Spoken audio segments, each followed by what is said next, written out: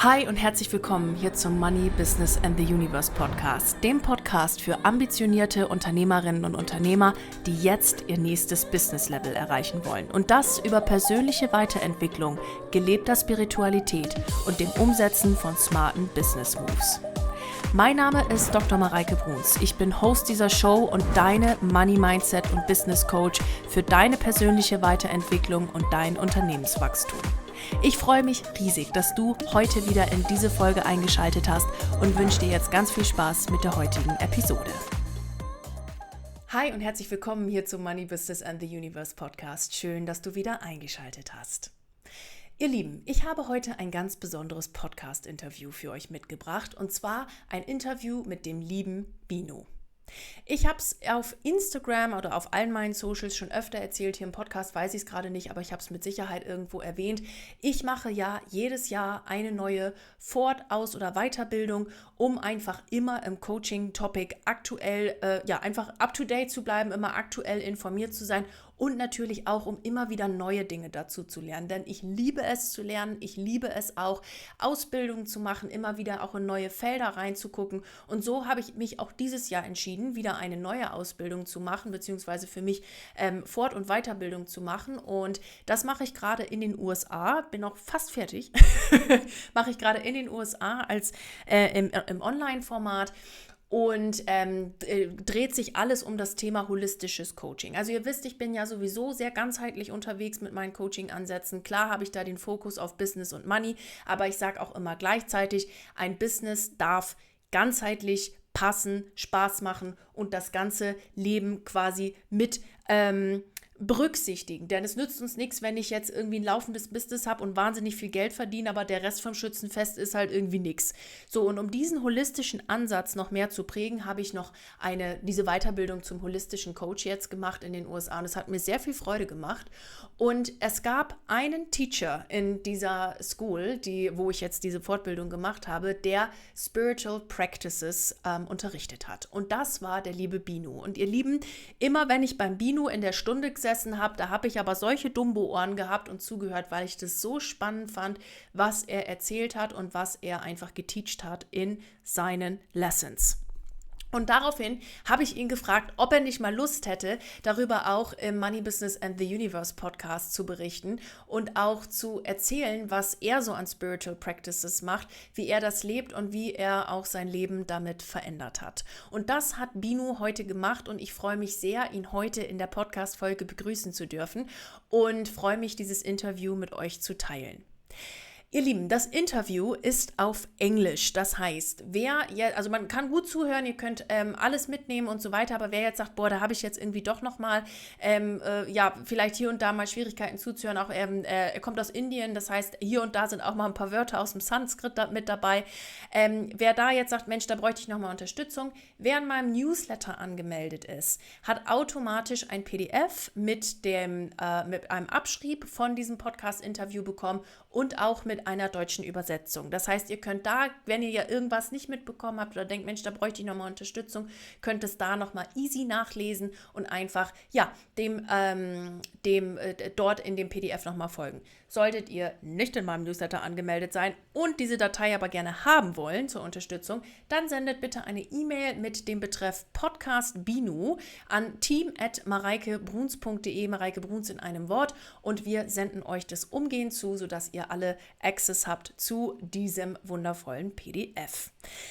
Ihr Lieben, wenn ihr den Binu im Anschluss sucht und sagt, Mensch, das interessiert mich auch und da würde ich gerne mal ein paar Classes zu machen, dann findet ihr die Kontaktdaten zum Binu in den Shownotes. Ich werde ihn heute auch verlinken auf Instagram und wer im Anschluss sagt, Mensch, Mareike, mit dir hätte ich auch mal Lust zu arbeiten und sowieso höre ich super gerne deinen Podcast. Auch da findet ihr alle die Kontaktdaten mit in den Shownotes und ich freue mich jetzt riesig, euch das wundervolle Interview mit Binu zu präsentieren und ich wünsche euch ganz viel Spaß beim Zuhören. Welcome, everybody, to today's episode of the Money, Business and the Universe podcast. And as you can hear already in my language, today I have an international guest here in the podcast, and I'm very, very happy to welcome Binu Prasadd. I hope I pronounced your family name right. I just know you as Binu. And Binu, I'm so happy that you're here today. I'm honored. I'm really honored. Binu, I know you're a mindset coach. I know you're also a teacher for spiritual practices. And I know you better from the last thing that I just called, like being a spiritual teacher. And would you like to also introduce yourself today in the podcast episode? Who is Binu? What are you doing? Wonderful, wonderful. Well, I mean, just to give you a quick brief about myself, I'm a holistic mindset coach, certified from Radiant Coaching Academy.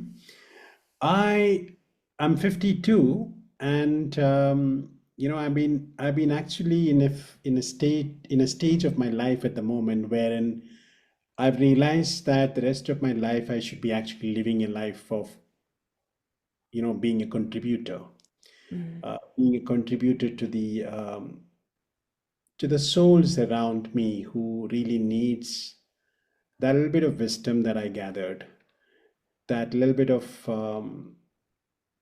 self-awareness which I have gathered, which of course didn't come to me, uh, you know, for very long, and it just recently encountered, wherein through my constant and consistent meditation and yoga practices, and also my own introspection into myself, I started realizing that there's so much of potential inside you.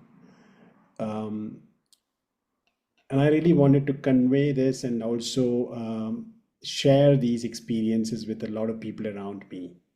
So that's the stage that I am in my life at the moment. So I love coaching people on mindset, because everything in life is about how your mindset is. It's all about your thought process, and how are you able to actually maneuver your thoughts so that your life becomes a joyful being. mm, So that's where I come from. So I would not go much into the details about my education and my qualifications and my work experiences and all that, but I would love to see myself and identify myself as a mindset coach. That's what I really love doing, and that's what I would love to do for the rest of my life.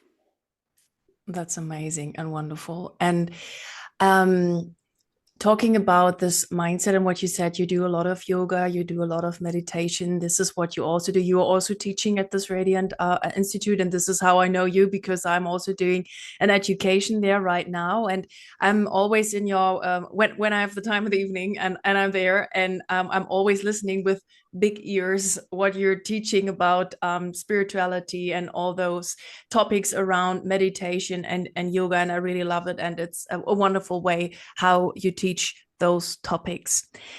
Um, Bino, I remember one lesson with you where you said that this spiritual practices and also like yoga and meditation and so on came into your life in 2016, when I remember that right. Can you Absolutely. give us a brief, yeah, maybe a brief summary how your life was before 2016 and after 2016, where those spiritual practices came into your life? Well, everything in life happens for a reason, and we seldom realize that that you are part of a design, and your life is actually designed already. And we think that we are making our life. Actually, we are not. It's already been designed. We just need to align ourselves to the universe, and everything happens in alignment with the universe. So in 2016, I realized that alignment. Mm-hmm. Until then, I did not realize it. I was living my life, going after everything that I wanted more in my life, be it education, be it a job, be it money, be it relationship, be it anything that you really want, be it food, be it clothes. shopping. And I was a non-vegetarian until 2016, and I used to eat anything, and I could eat any meat. I used to love eating a lot of food. Um, and I realized that I kind of took it, that's life, and that's life that you see, uh, you know that everybody around you is actually following it. 2016, by the grace of God, I happened to receive an email, and I have no idea how did that email land in my email box. And it was about inner engineering program by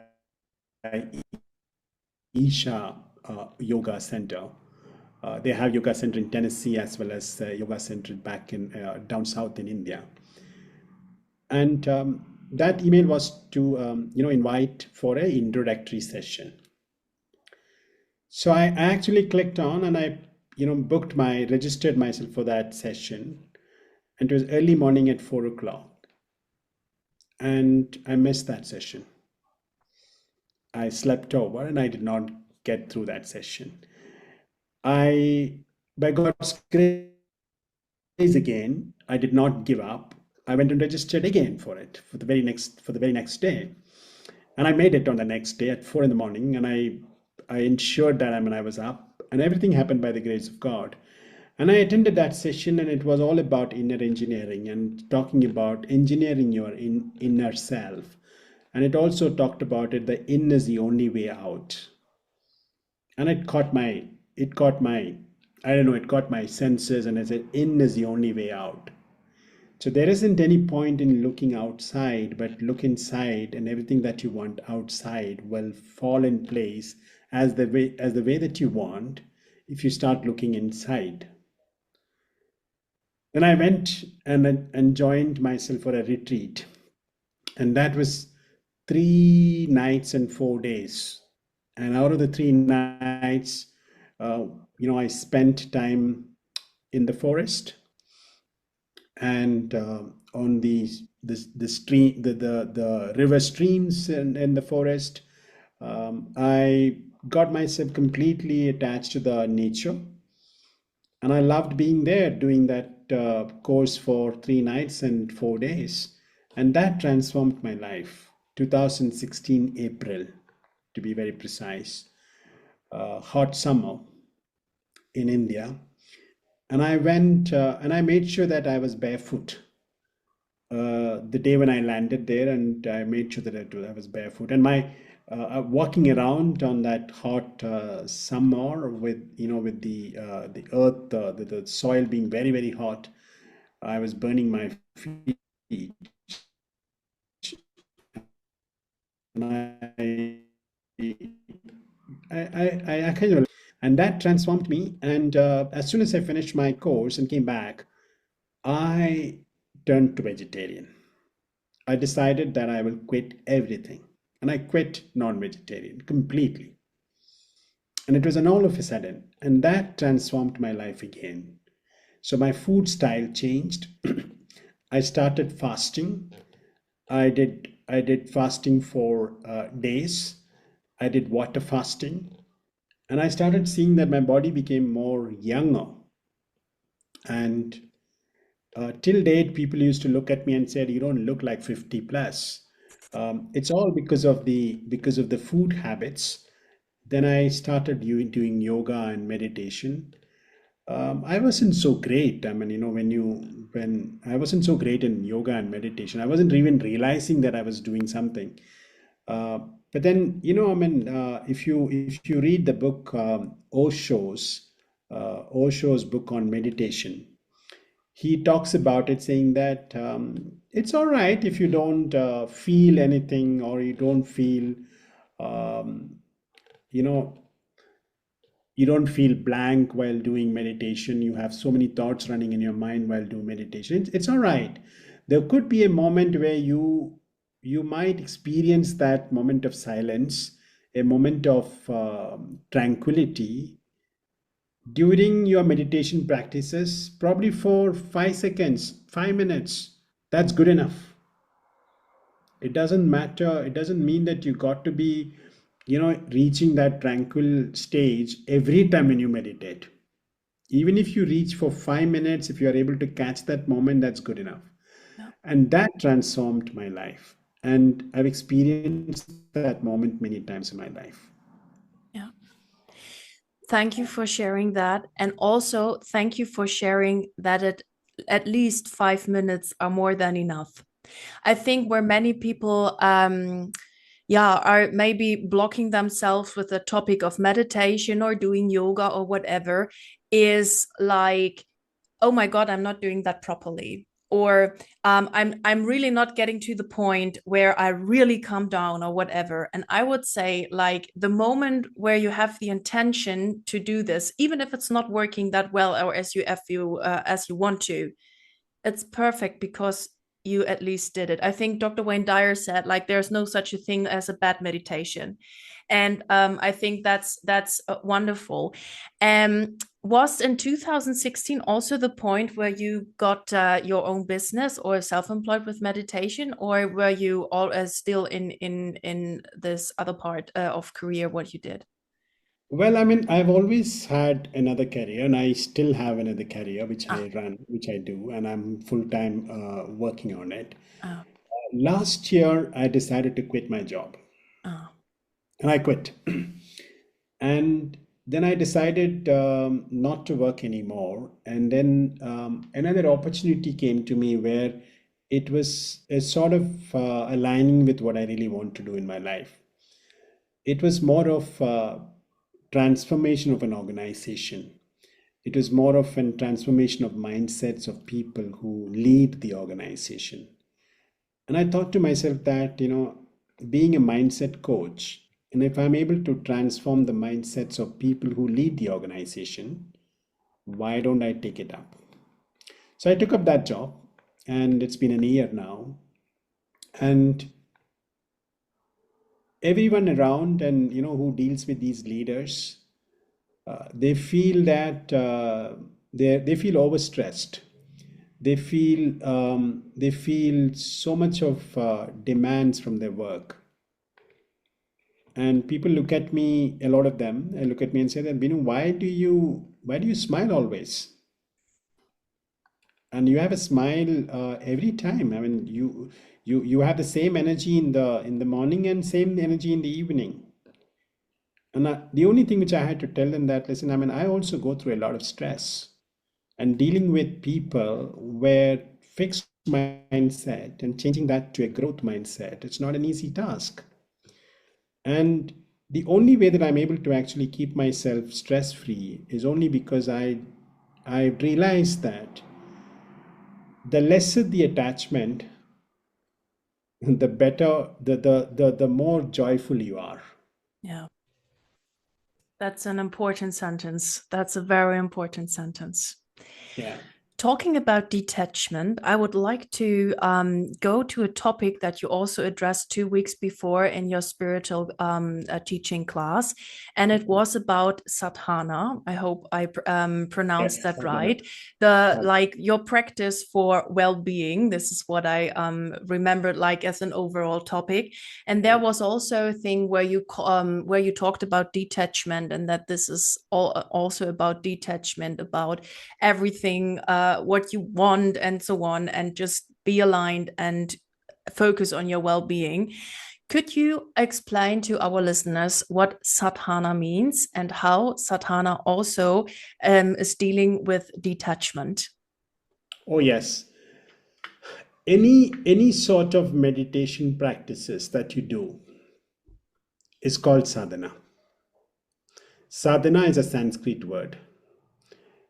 It just simply means wherein you bring your body, mind, and soul aligned. You bring all of them into an alignment. So that's called sadhana. It could be a yoga, it could be a meditation, it could also be cooking your food, or it could also be sweeping your floor, or it could be also being kind to somebody who is stranger to you. All of this are called sadhana. wherein you are aligning your body, mind, and soul, the spirit. So this is sadhana. Sadhana is a Sanskrit word. Um, any ritual that you do on a daily basis, that's also called sadhana. So when we say that, have you done your sadhana today, it means have you done your ritual practice today? It just simply means have you been with yourself? Yeah. Have you spent time with yourself? And it could be a meditation, it could be a yoga, it could be any of the asanas, it could be any rituals, any of these. And your next question was that, what was your next question on the sadhana? Like, how does that help to detach? Oh, yes, yes, yes. Trust me, every problem in life is because of the attachment. Yes, that's so true. That's so true. My phone, my laptop, my clothes, my pillow, my chair, friend, my boyfriend, my wife, my son, my daughter, my dad, my mom, it's all my. The moment you take out that, you are in absolute freedom. Yeah. And when you are in absolute freedom, you connect with yourself. Yeah. Otherwise, you are connecting with everything around you. That's so true. Not an easy thing to do. I used to tell my son, remember one thing, that your children are not your children. Yeah. Your children are there by design, by the universe. You just happen to be a medium. So the moment you realize that your children are not your children, you've already detached from them. You start seeing them as a creation by the creator. Yeah. You happen to be a mold. Yeah. You just happen to be a simple mold. And the more you start detaching, the more you get attached to yourself.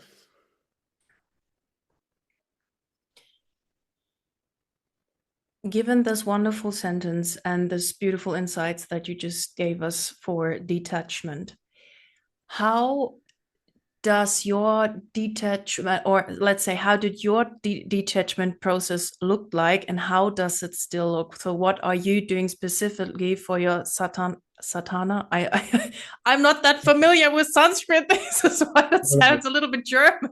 But how do you do this? And because what I feel that so much what you say, and it resonates so deeply with me. But then I come back into my business coaching world and to the corporate world, where there's a lot of ego and I have to, and my success and this and that. And it's for me always such a process every day to come into this detachment and say, listen, I'm with myself and I'm the creator. Let's put all this ego away and do something that is aligned and that is with my soul. And I find it so difficult, especially in the society and world we live today, to practice this detachment and to relax and go with your divine design. So my question would be, what are you doing and what is your sadhana to practice this detachment?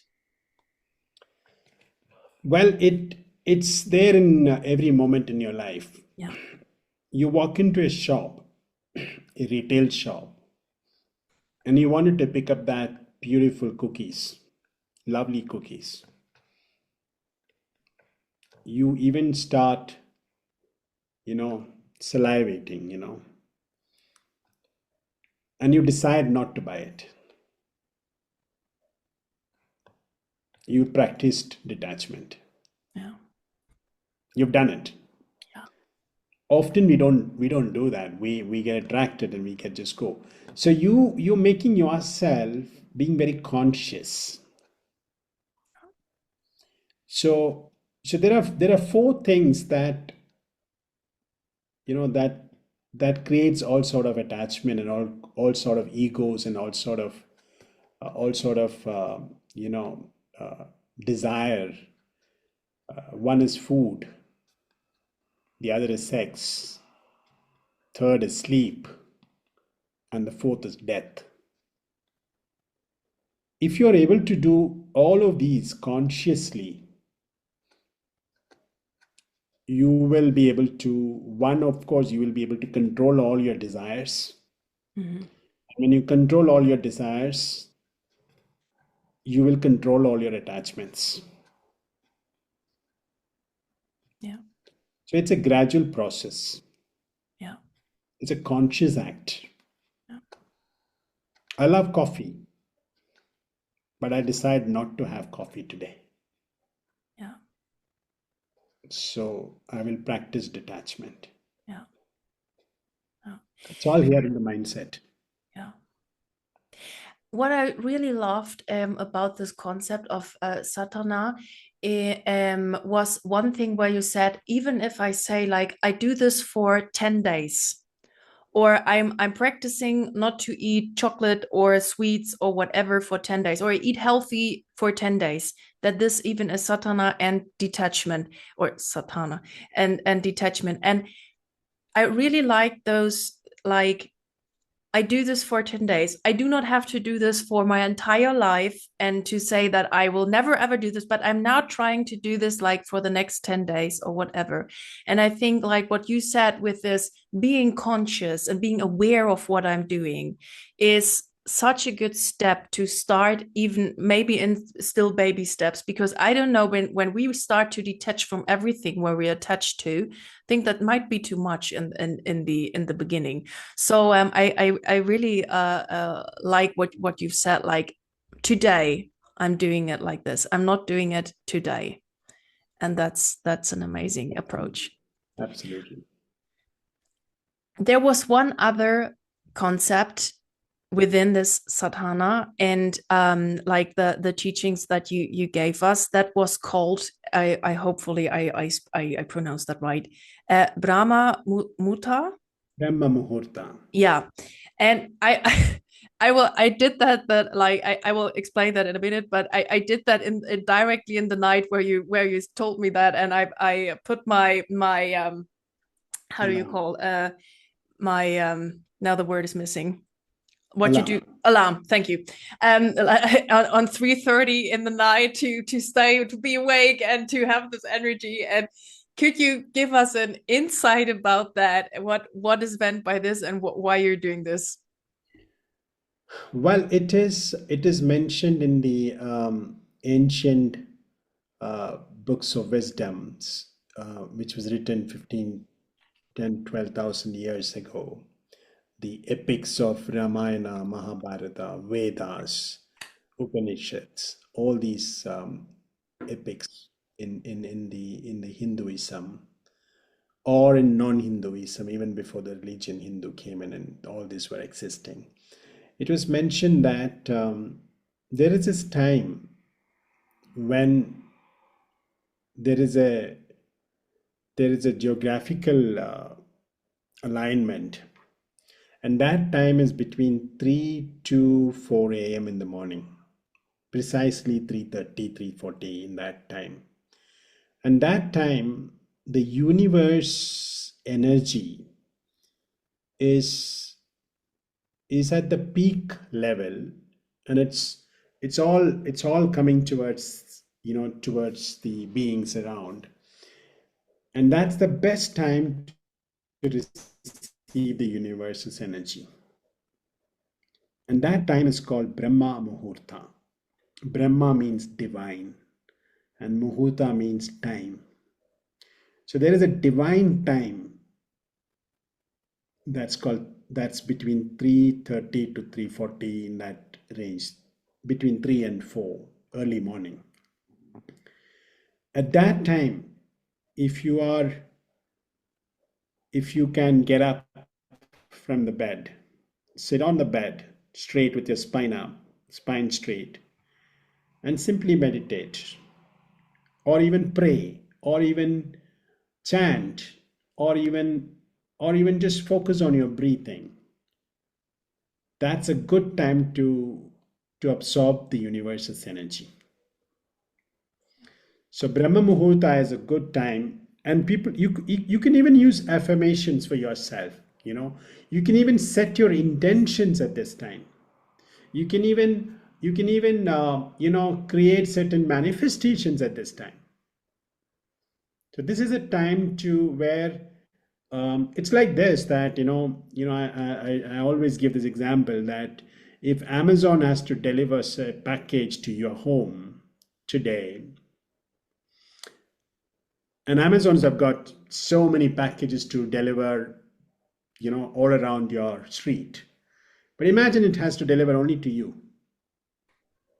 It will reach much faster than ever, right? Yeah. So when the whole world is sleeping, the universe's energy is coming to you, and you're the only one who's awake, waiting to receive it. So it receives much faster. Yeah. So it's exactly the same. So it's called Brahma Muhurta. Yeah. I found that so, I would love to share an experience that I made in that night. Of course, I'm absolutely not used to do that. So in the middle of the night, the alarm rings, I woke up and I did what you said. And I just tried to meditate as best as I could because my eyes wanted to sleep. And I was there with a straight spine, sitting in the bed, and I just had this picture in my mind with that city, and I thought, like God and universe just sending that to me, all the things. And it was so interesting how I was led on that day, like by the universe, by God. I did that meditation thing, then I slept again, and I woke up, and the first word that came up into my mind was Kundalini. Wow. And I was like, Kundalini, what is Kundalini? I have absolutely no idea. I mean, I've heard that, of course. I think it's quite common in this yoga thing and whatever, but it was Kundalini. Why is that coming up? And I was like, I forgot about that thought, and was like Kundalini, whatever. And then I was jogging and heard a podcast episode. And that guy, it was a completely different topic. It had nothing to do with spirituality. But that guy started to say, listen, did you ever heard of Kundalini? And I was like, wait a minute, why is that coming up all the time?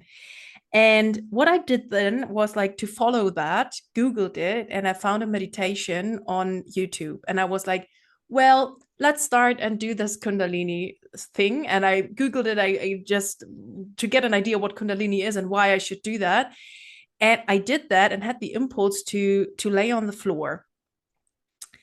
I did the meditation, was quite powerful. I came up with my spine, and in that moment, my whole spine was like knack, knack, knack, like all this noises. And I was like, that's impossible, because I felt like my energy had space to go through my spine again, through my whole upper body, and I was standing in a completely different direction. It was like the energy was flowing through my body, and I was like, I think I should do this quite more often, this 3:30 thing in the morning. That was so crazy. So I'm happy. I was so happy that I can share this now with you. That was like the Kundalini impulse. And I don't think that we talked in that last lesson about Kundalini. It just came up. The word came up, and I was Googling it, and then this podcast episode, and then the energy was flowing again. That was incredible. Wonderful. Yeah, that was really wonderful. We talked about a lot of things like Sadhana, Brahma. I can't speak that. I can't speak that word. And this I call it the 3:30 thing. And I think there are so many other concepts. I mean, today in your class, we talked about Ayurveda, we talked about the different types. There are at least what you taught about Sadhana, about all these different types in yoga, etc. There are so many things. When you start and you think like, oh my God, there are so many words and so many things in the spiritual practices. When you start to get connected to those topics and you're interested in, what would you say is, from a theoretical point of view, a good start, and 2, from a practical point of view, a good start to deal with spiritual practices and to integrate them into your daily business? Oh, yes. Well, I mean, Bhagavad Gita talks about three things. One, it talks about knowledge. Then it talks about practice. Then it talks about discipline. So, knowledge of the spiritual science or the spiritual content, knowledge is important. But knowing the spiritual stuff is not just only enough. You also need to put that into practice. And practicing is also not enough. You also have to be disciplined in that practice. And that puts you into the path of spirituality.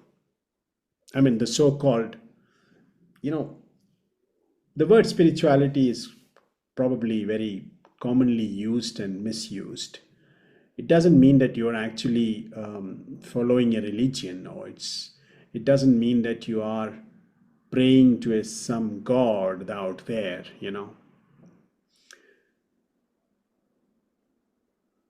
If you are kind to unkind people, or if you're kind to a strange person, that is spirituality. So, feeling that and knowing that you got to be kind, that's a knowledge. Practicing it, what you're doing, and being more disciplined about it, and you always do it, and that's spirituality.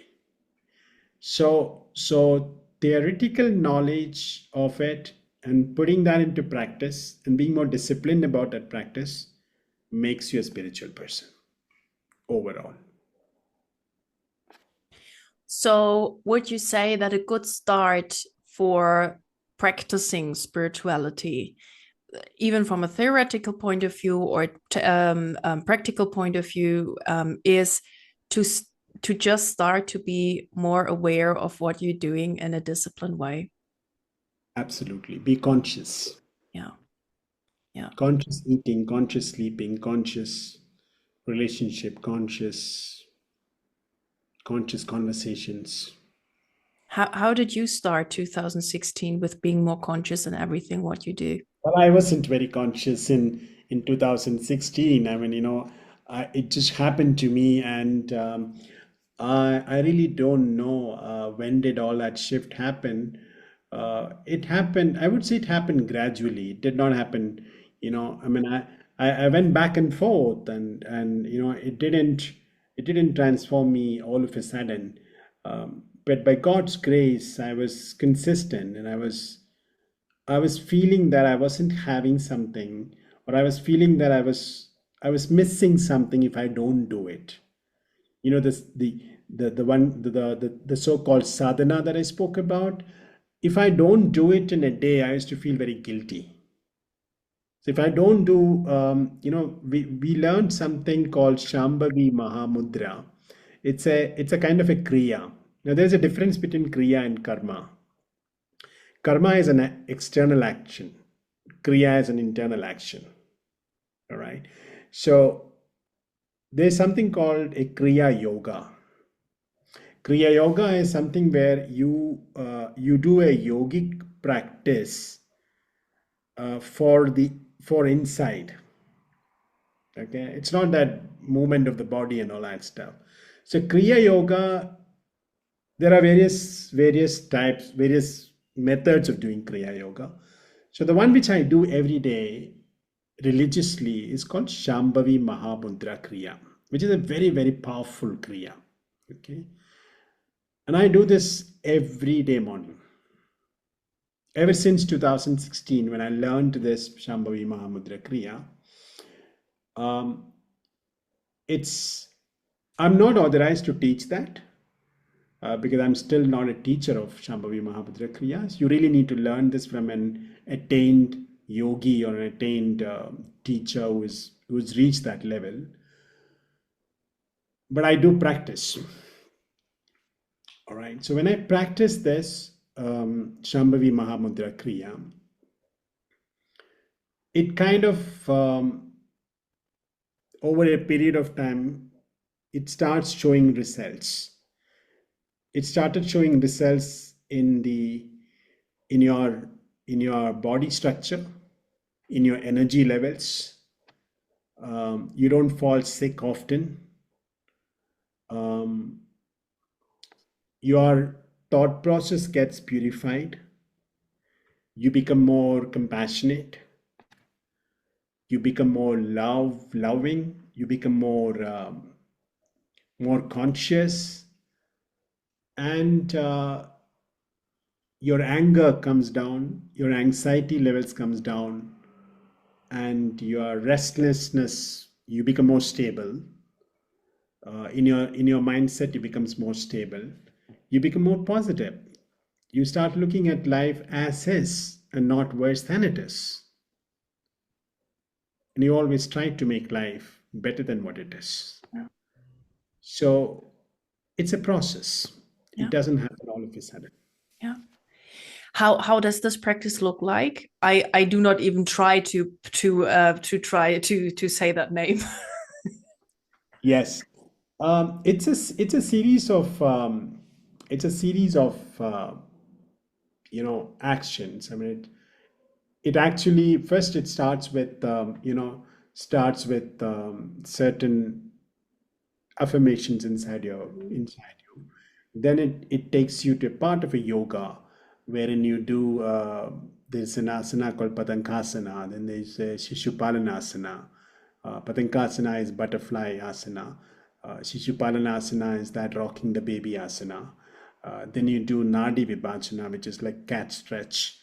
You do that. Once you do that, then you do a breathing practice. After the breathing practice, then there's an Om chanting that you do, and after the Om chanting, then you do rapid breathing. After the rapid breathing, then you lock your you do a neck lock, and you do a stomach lock, and you do an anal lock with your breath in, and then you breath out, and then you do another lock with your breath out, and then then you sit for some time with a meditative mind by looking by keeping your head little high, and so it takes about almost 41 minutes. 41 minutes, 41 minutes it takes. And once you finish that on a regular basis, when you do it, you start seeing changes in your own energy levels in your body. You start seeing a lot of results. Yeah, yeah. And I think it's so powerful to have such a beautiful practice in the morning, like to be centered, to be aware, to connect to yourself. I mean, what you say, I think it's a combination of this meditation affirmation thing. It's a combination of yoga and breath work.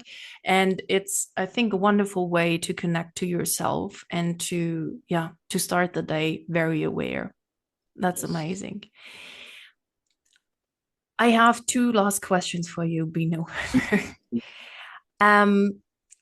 What is your favorite kind of meditation? So I had I'm a lucky person, so I had the chance to do a meditation with you, and it was one I remember that picture so well. Like the meditation was about going onto a mountain, and then there was this energy stream and around us and so on. It was such a beautiful picture. I often reconnect to it because I found that very powerful, and it also had a special name. Please don't ask me about the name.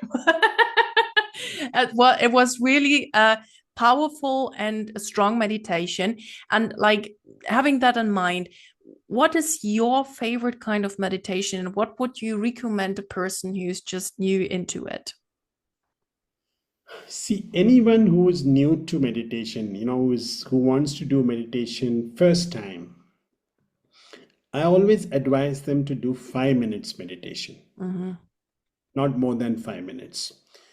In that 5 minutes, I would advise them to just close their eyes, take a deep breath, take 2 more deep breaths, slow inhalation and slow exhalation. Post that, I will actually, ask them to bring out the thought which they have in their mind. So whatever thought is running in your mind, you just bring it out and think about it. Be with that thought. After that thought is over, then you tell yourself that what is next? Where is my next thought? I'm waiting for my next thought. I'm waiting for my next thought. And when you wait for your next thought doesn't come. Yeah. Because you keep on saying that I'm waiting for the next thought. I'm waiting for the next thought. Because only waiting happens. Thought doesn't come. Yeah. Doing this for 5 minutes is enough to start with. Yeah. Then you can gradually move to, breathing pattern. You do your pranayama. You could do that. You could just sit quietly and observe all the noises that are happening around you. You could do that. You can put earbuds into your ears and shut your ears completely and put earbuds deep inside, or put cotton inside your ears and listen to the sound of silence.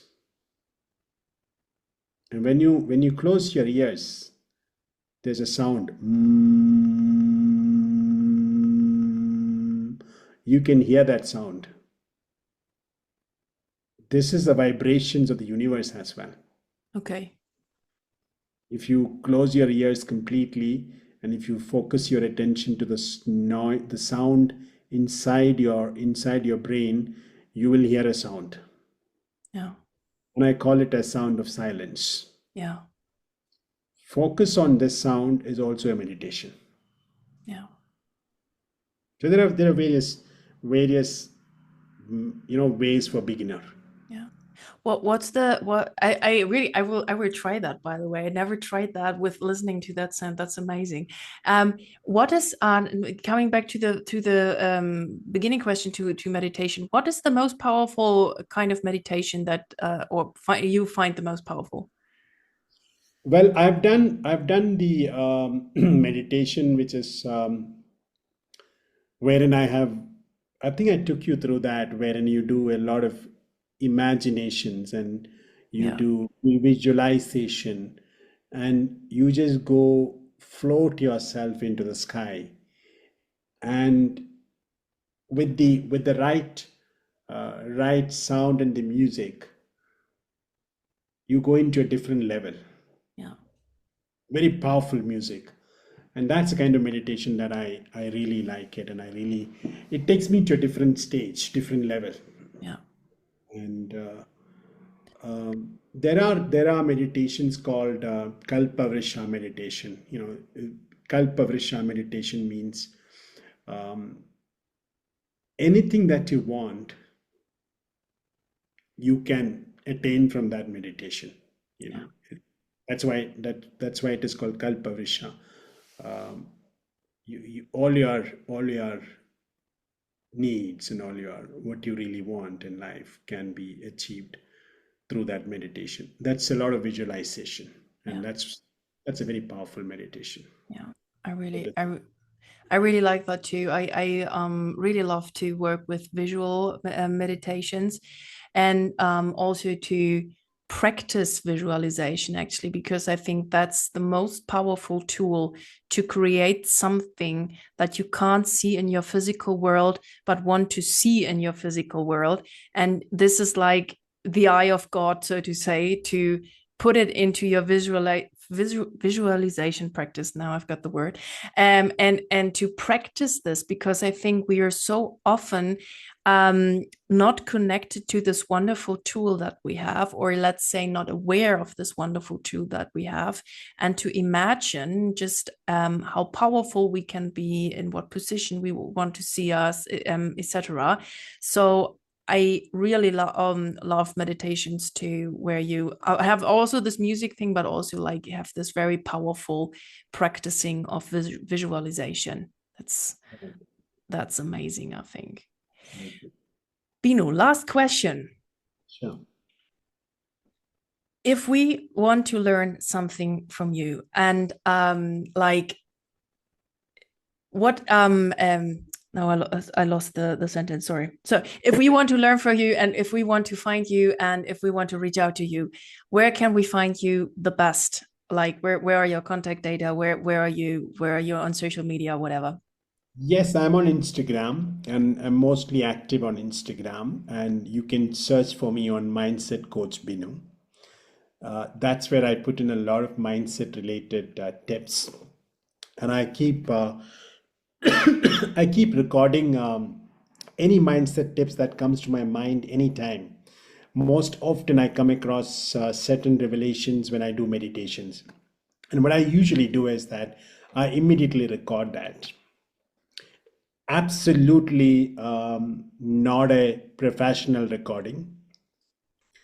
It's it's as natural as it is. It's just the way the words flow out of my mouth. It's just that it's just not something that is made up. It's just very natural. And I put that most often. I put that straight into Instagram.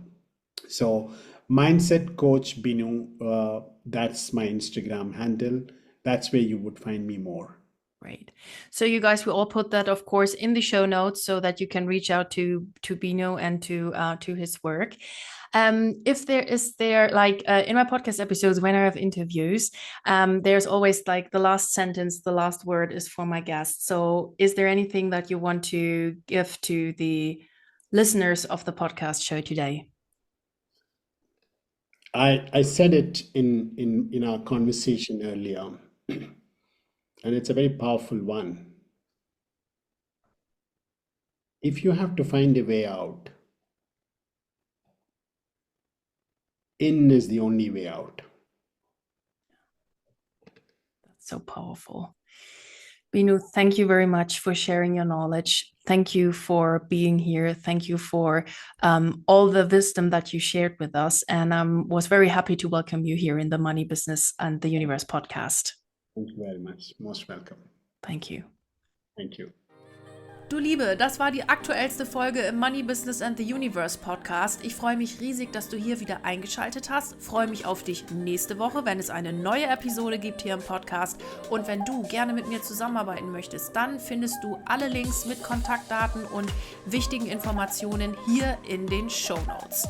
Mir bleibt jetzt, wie am Ende einer jeden Podcast-Folge, nur noch zu sagen, egal an welchem Projekt du gerade dran bist, bleib unbedingt dran und ich wünsche dir unendlich viel Erfolg dabei.